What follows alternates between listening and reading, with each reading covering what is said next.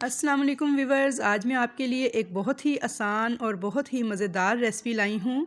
आज हम बनाएंगे देगी स्टाइल दानेदार बादामी शाही कौरमा, जिसे खाकर आप तारीफ़ किए बगैर नहीं रह पाएंगे। बहुत ही मज़ेदार बनता है कि शायद आपने आज से पहले इतना लजीज़ बादामी कौरमा खाया होगा।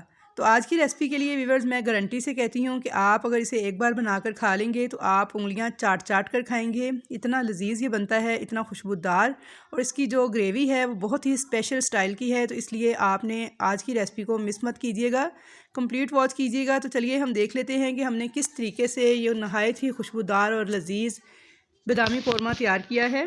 तो इसके लिए मैंने यहाँ पे आधा किलो बीफ का गोश्त लिया है और इसका आप बोटी का साइज़ और शेप देख सकते हैं। इसे हम कहते हैं बादामी बोटी।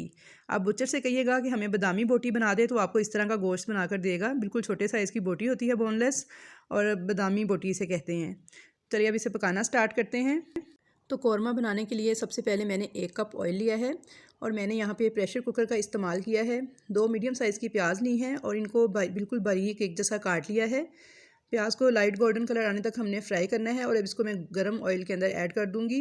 चम्मच चलाते हुए इसको मसलसल फ्राई करूंगी। और कौरमा बनाते वक्त प्याज को जब भी फ्राई करें तो इसमें चम्मच मसलसल चलाते रहें ताकि प्याज का जो कलर है इवनली सब जगह एक जैसा ही आए। तो यहाँ पे मैं आपको एक बहुत ही अहम टिप देना चाहूँगी कि प्याज को जब हम कौरमे के लिए ब्राउन करते हैं तो इसे बहुत ही बारीक आप काटें, बिल्कुल एक जैसी, ताकि ये एक साथ ही फ्राई हो जाए। और दूसरी आपको ये भी बात का ख्याल रखना है कि प्याज का जब लाइट सा गोल्डन कलर आना स्टार्ट हो तो इसे निकाल लें, क्योंकि प्याज को निकालने के कुछ सेकंड बाद भी इसके अंदर कुकिंग प्रोसेस चल रहा होता है, तो बाकी की वो बाद में ब्राउन हो जाती है। लेकिन अगर आप इसे पहले ही बहुत ज़्यादा ब्राउन कर लेंगे तो फिर बाहर आने के बाद ये मज़ीद डार्क हो जाएगी और प्याज का टेस्ट भी कड़वा हो जाएगा और दिखने में भी ये सालन में अच्छी नहीं लगेगी। तो ये देखिए, जैसे ही प्याज का लाइट सा गोल्डन कलर आना स्टार्ट हुआ है तो मैं इसे निकाल लूँगी। तो उसके निकाल के देखें, कुछ सेकंड के बाद इसका कलर ऐसा हो चुका है, लाइट सा गोल्डन, बहुत ही प्यारा कलर हमारी प्याज का आया है। इसे एक साइड पे रखेंगे और इसी ऑयल में कुछ साबुत गर्म मसाले ऐड करेंगे, जिनमें 5 सब्ज़ इलायची हैं, 4 बड़ी इलायची हैं, दालचीनी के 2-3 टुकड़े हैं, लौंग है 6 अदद, काली मिर्चें हैं 10 से 12 अदद, और ये साबुत गर्म मसाले जो हैं हम ऑयल में डाल देंगे। बहुत ही प्यारी खुशबू आएगी इनकी। अब इसमें डालेंगे हम गोश्त, जो कि यहाँ पे हमने बादामी बोटी बीफ का गोश्त लिया है। आप चाहें तो इसे मटन या चिकन से भी बना सकते हैं। अब हम इसको अच्छी तरह से फ्राई कर लेंगे यहाँ तक कि गोश्त का जो कलर है जब तक चेंज नहीं हो जाता तब तक हम इसको फ्राई करेंगे। इससे ये होता है कि गोश्त में जो ख़ास स्मेल होती है वो ख़त्म हो जाती है। तो यहाँ पे देखिए, मैंने कलर चेंज होने तक इसको फ्राई कर लिया है और साथ ही मैं इसमें लहसुन अदरक का पेस्ट 1 टेबल स्पून भरकर ऐड करूँगी और इसको भी इसके साथ ही फ्राई कर लेंगे। तो आपने फ्रेश लहसुन अदरक का पेस्ट इस्तेमाल करना है बादामी कौरमा बनाते वक्त, इससे बहुत ही अच्छा फ्लेवर आएगा।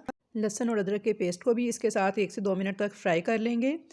आप चाहें तो इसको नॉर्मल बर्तन में भी बना सकते हैं, लेकिन अगर आप इसे प्रेशर कुकर में बनाएंगे तो सिर्फ 30 मिनट लगते हैं इस कौरमे को बनाने में।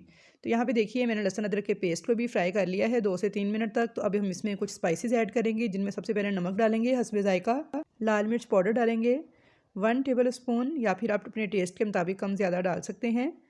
हल्दी पाउडर डालेंगे 1/2 टेबल स्पून और कश्मीरी लाल मिर्च पाउडर डालेंगे 1/2 टी स्पून। इससे कलर के लिए है, कलर बहुत खूबसूरत आता है। आपके पास हो तो डाल लें, वरना स्किप कर दें।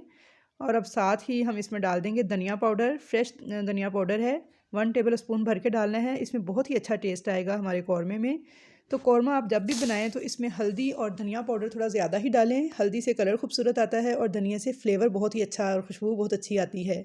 और मैं जब भी खाना पकाती हूँ तो धनिया पाउडर, ज़ीरा पाउडर, गरम मसाला पाउडर, ये सब मैं घर के पिसे हुए इस्तेमाल करती हूँ। इस तरह बहुत ही अच्छी खुशबू आती है खानों में। तो आप भी कोशिश कीजिए कि धनिया पाउडर, ज़ीरा पाउडर और गरम मसाला पाउडर आप बाज़ार का इस्तेमाल करने के बजाय ख़ुद घर पर लाकर साफ़ कर कर इनको पीस लें और फिर इस्तेमाल करें।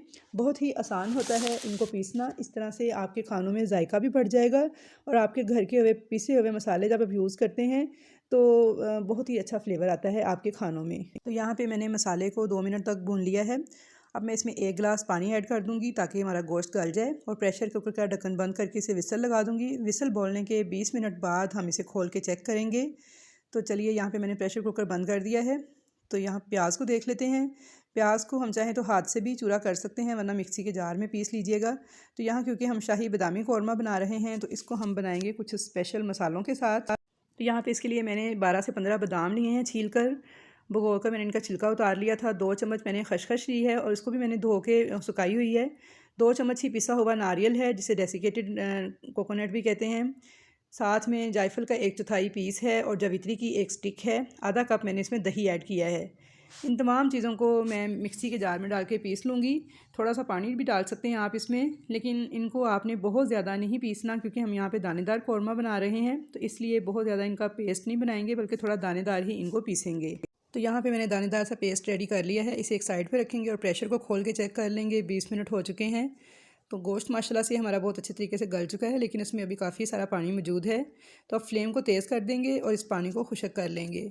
और जब हम बोनलेस गोश्त लेते हैं तो इसमें बुच्चर 1 से 2 हड्डियाँ भी डालते हैं। तो ये देखिए हड्डियाँ जो सी हैं ये मैं निकाल के अब सेपरेट कर दूँगी, क्योंकि पकने के दौरान इनकी जो अच्छी सी यखनी थी वो हमारे गोश्त में शामिल हो चुकी है। अब इसे पका लेंगे यहाँ तक कि इसका सारा पानी ड्राई हो जाए, और गोश्त को भी 4 से 5 मिनट तक अच्छे से भून लेंगे।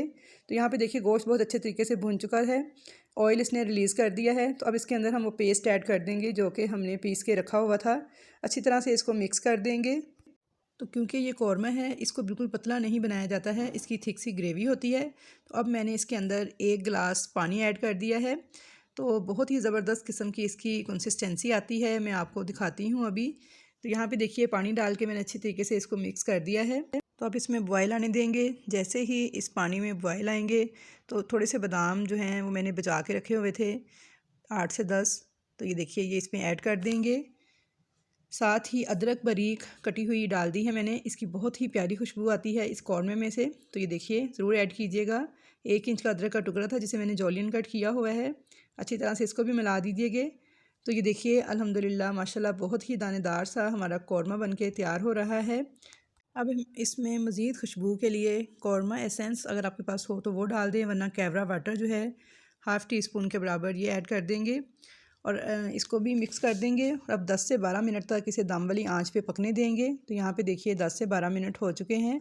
तो देखिए कितना ज़बरदस्त बन के तैयार हुआ है, दिखने में ही कितना यमी सा लग रहा है। बिना किसी बाज़ारी मसालों के हमने घर के ही मसालों से इसे बनाया है। एकदम परफेक्ट रेसिपी है। तो व्यूअर्स ज़रूर इसको ट्राई कीजिएगा और कमेंट्स बॉक्स में मुझे अपना फ़ीडबैक भी ज़रूर दीजिएगा। तो चलिए इसे डिश आउट कर लेते हैं। ये देखिए मैंने इसको डिश आउट कर लिया है। तो आप इसे गर्मा गर्म तंदूर की रोटी नान के साथ सर्व करें। तो आई होप व्यूअर्स कि आप सबको मेरी आज की ये रेसिपी बेहद पसंद आई होगी। रेसिपी पसंद आए तो वीडियो को लाइक ज़रूर कीजिएगा। चैनल पर पहली बार आए हैं तो सब्सक्राइब ज़रूर कीजिएगा, ताकि आपको मेरी नई आने वाली तमाम वीडियोज़ इसी तरह देखने को मिलती रहें। तो इंशाल्लाह ताला मिलूँगी नेक्स्ट नई अच्छी अच्छी रेसिपीज़ के साथ। तब तक के लिए मुझे दीजिए इजाज़त। अल्लाह हाफिज़।